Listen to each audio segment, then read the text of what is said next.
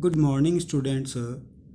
Today we are going to study the poem named The Road Not Taken, written by a great poet, Robert Frost. Robert Frost is an American poet.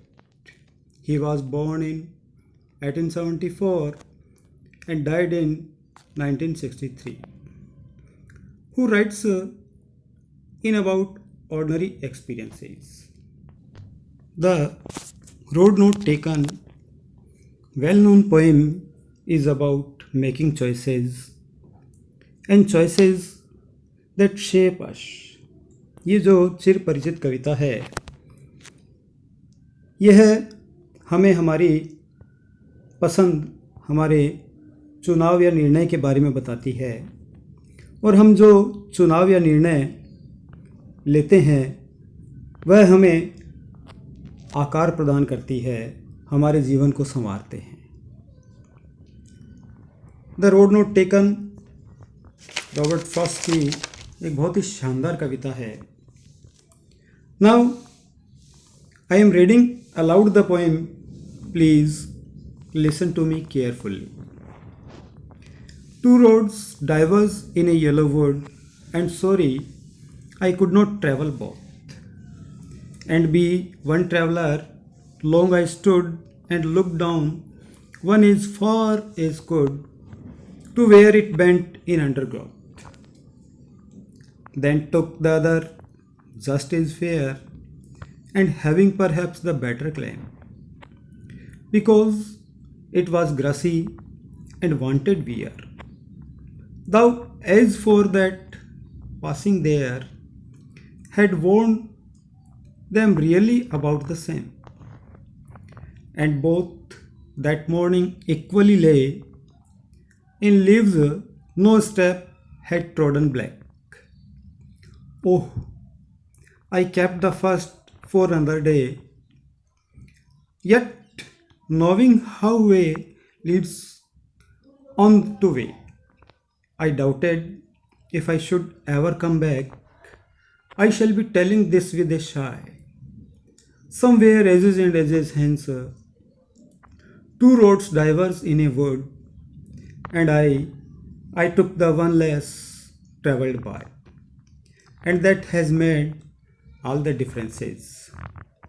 Now I am taking the new words used in the poem and explaining them one by one.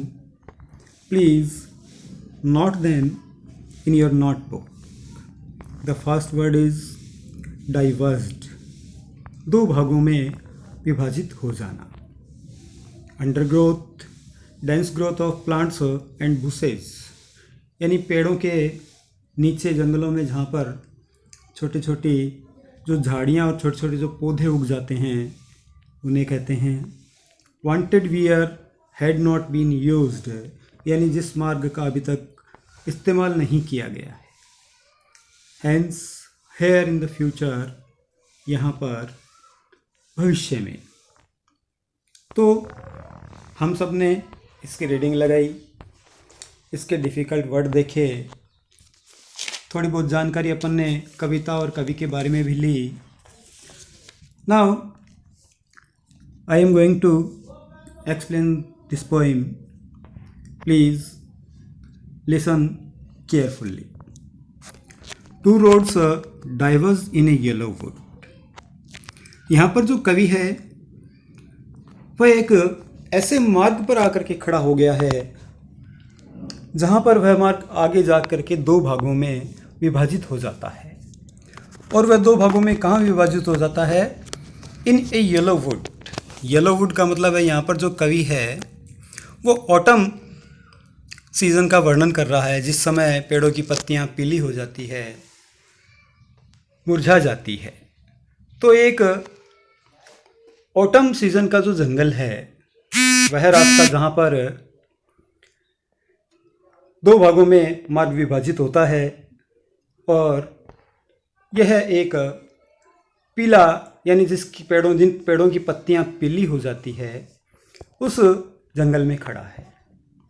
And sorry I could not travel both. और यहाँ पर कवि खेद प्रकट करता है कि वह उन दोनों मार्गों पर यात्रा नहीं कर सकता है। एंड बी वन ट्रैवलर, कि यहाँ पर वह एक अकेला यात्री है, वह इन दोनों मार्गों पर कैसे यात्रा कर सकता है। Long I stood and look down one as far as I could. मैं वहाँ पर लंबे समय से खड़ा हूँ और जहाँ तक मेरी दृष्टि जाती है, जितनी दूर तक मैं देखता हूँ, वह मार्ग to where it went in the undergrowth. मैं वहाँ पर खड़ा हूँ जहाँ से मेरी दृष्टि जितनी दूर तक जा सकती है। मैं देखता हूँ कि वह जो मार्ग है जा कर के खरपतवार या जहाँ पर जंगल में पेड़ों के नीचे बहुत सारी झाड़ियाँ या छोटे छोटे पौधे उग जाते हैं, उस रास्ते पर आगे जा कर के मुड़ गया है। अगला जो स्टेंजा है उसमें कवि कहता है कि then took the other just is fair. यहाँ पर कवि एक निर्णय लेता है कि वह उस दूसरे मार्ग पर जाएगा जैसे कि वह मार्ग साफ सुथरा दिखाई दे रहा है।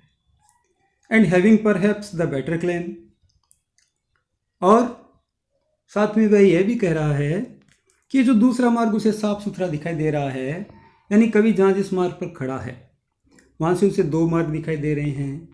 एक मार्ग लोगों के द्वारा चलने से थोड़ा खराब सा दिखाई दे रहा है, और जिस मार्ग पर कवि जाना चाहता है जो साफ सुथरा दिखाई दे रहा है, वह मार्ग अपने ऊपर चलने के लिए आमंत्रित करता है।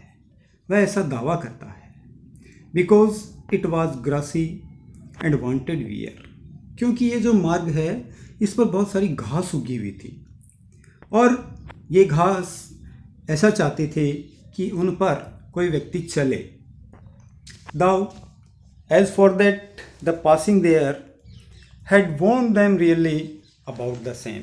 यद्यपि कवि जिस प्रकार उस मार्ग पर से गुजरा, वह मार्ग भी थोड़ा बहुत लोगों के द्वारा चलने से घिसा हुआ था, और जो मार्ग ज़्यादा घिसा हुआ था उसके जैसा ही थोड़ा बहुत दिखाई दे रहा था। तो यहाँ पर कवि एक असमंजस की स्थिति में है। वह दो राहे पर खड़ा है और निर्णय ढंग से नहीं कर पा रहा है कि मुझे कौन से रास्ते पर जाना चाहिए। अभी अपन ने यहाँ पर दो स्टेंजा का एक्सप्लेनेशन देखा। अगली वीडियो में अगले दो स्टेंजा का एक्सप्लेनेशन करेंगे। इसके कुछ इम्पोर्टेंट क्वेश्चन के बारे में भी चर्चा करेंगे। जब तक के लिए धन्यवाद।